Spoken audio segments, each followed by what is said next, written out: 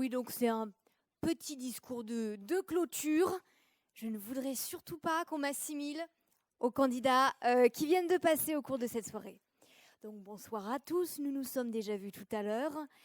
Les incroyables plaidoyers auxquels nous avons assisté ce soir, hétéroclites par leur thème et leur forme, mais univoques par leur engagement envers les animaux, ne prouvent qu'une seule chose, au demeurant parfaitement logique. La politisation de la cause animale ne peut s'effectuer que par un engagement politique dans cette perspective. Jusque-là, rien de bien compliqué. Et les jeunes en sont une des pierres angulaires, si ce n'est la pierre angulaire. Maintenant, cet investissement politique, je la conçois, comme l'a dit Simon au début de cette soirée, faite à la fois par les jeunes, mais aussi par les moins jeunes. Et ces moins jeunes-là, excusez-moi, mais je vais les désigner par le terme vieux. Voilà, jeunes vieux. N'y voyez aucun préjudice de ma part. Et je conçois également cet engagement politique par étapes. La première étape, elle implique selon moi une prise de conscience. Une prise de conscience des injustices et des maltraitances que l'homme fait subir aux animaux. La prise en compte de ce réel violent, cru et injuste ne pourrait se faire sans le travail acharné des associations et d'individus admirables présents dans cette salle,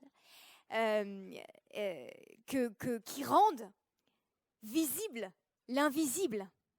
Et je dirais même plus, qui expose au grand jour ce que nous préférons garder obscur volontairement.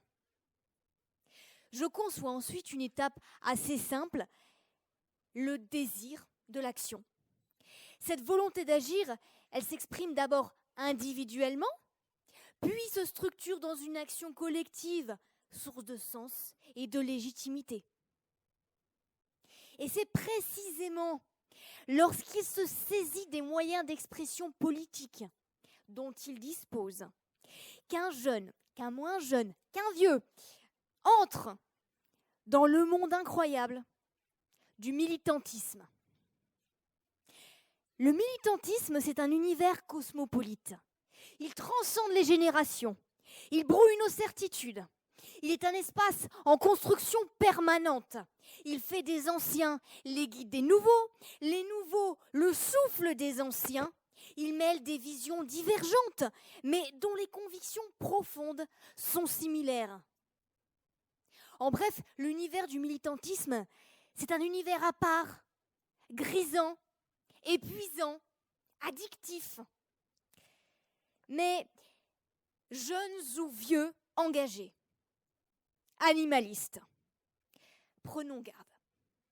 Prenons garde à ne pas nous enfermer dans un solipsisme incompréhensible. Veillons d'une part à inclure constamment les individus encore au début de leur prise de conscience.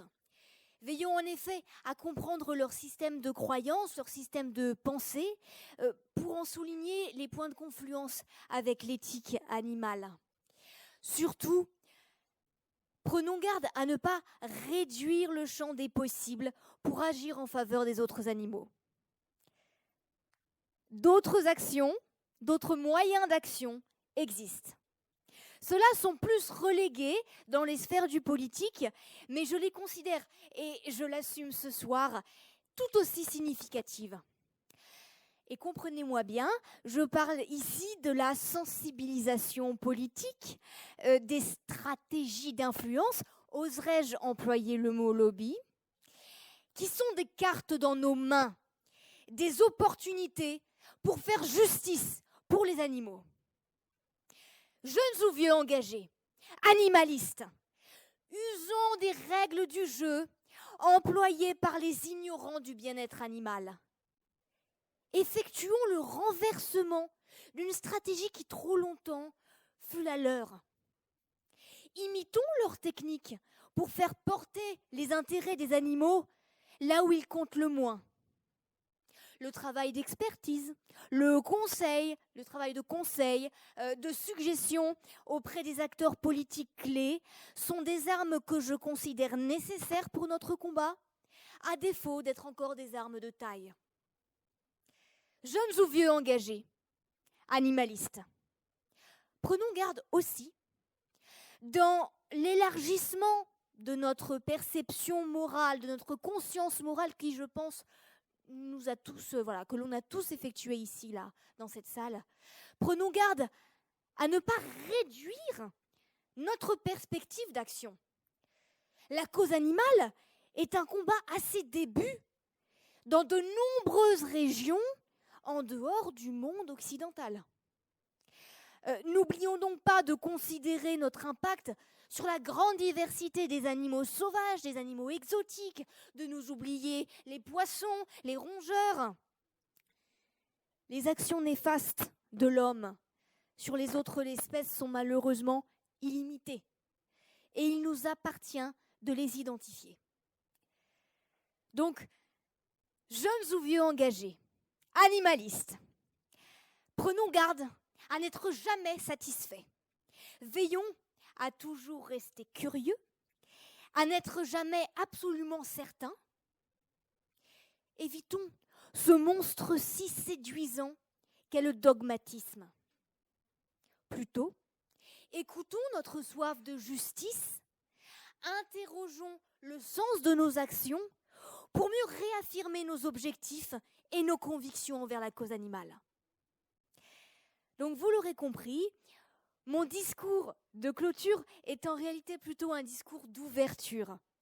Une ouverture des possibilités d'agir, une ouverture à tous les acteurs, que ce soit des jeunes, des vieux, que ce soit des convaincus ou des moins convaincus. Une ouverture de notre considération à l'autre, à tous les autres, et une ouverture enfin intellectuelle, comme un appel à la curiosité que suscite en nous, et du moins je l'espère, la diversité des êtres sentients sur cette terre. Voilà, merci beaucoup.